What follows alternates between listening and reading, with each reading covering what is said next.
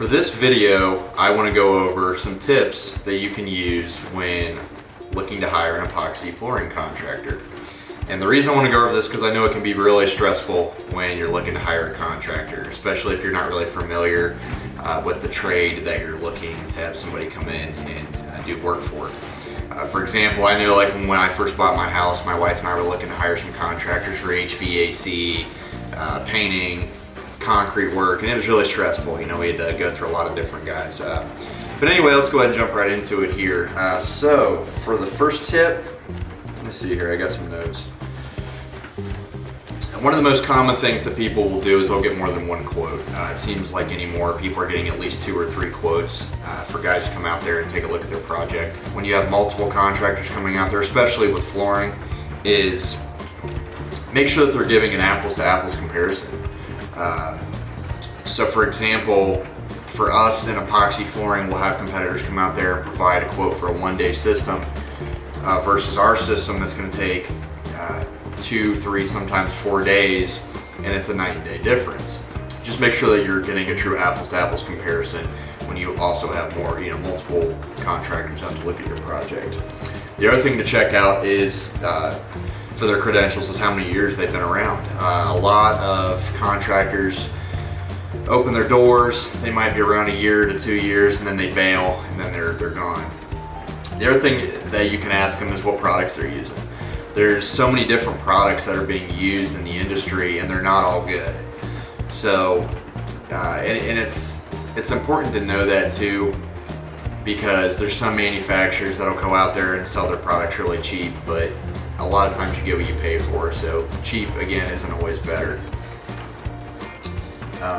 And then to get back to what I talked about earlier, as far as an apples to apples quote, look at their work order, break it down, look at what they're doing.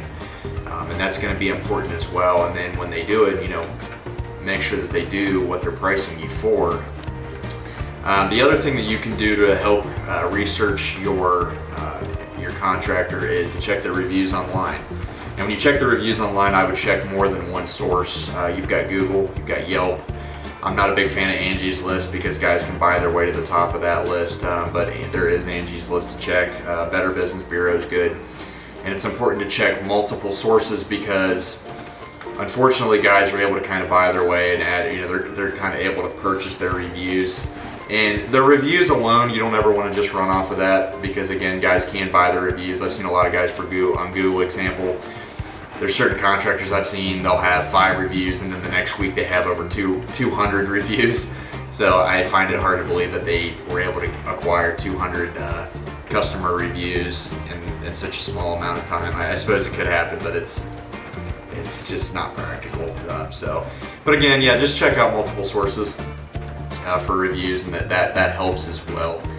The other thing that you can do, and this will be the last thing that I talk about, is just to get online and look at some non-biased sources. A lot of contractors are going to give you, they'll give you their pamphlets, they'll give you their and whatever information they're selling to you that's gonna try to push what they're selling to you, and it's not always the best thing for you. So you want to get online and try to do some research on some non-biased third-party informative pieces. The few that I would look at too would be some of your heavy-hitting manufacturers in the industry. For example, Sherwin-Williams is good. They have a lot of epoxies that are industrial grade. They have some information that's good. Duraflex would be another one. That would be DUR-A-FLEX, Duraflex. FlowRock has a lot of good blogs that are good to read.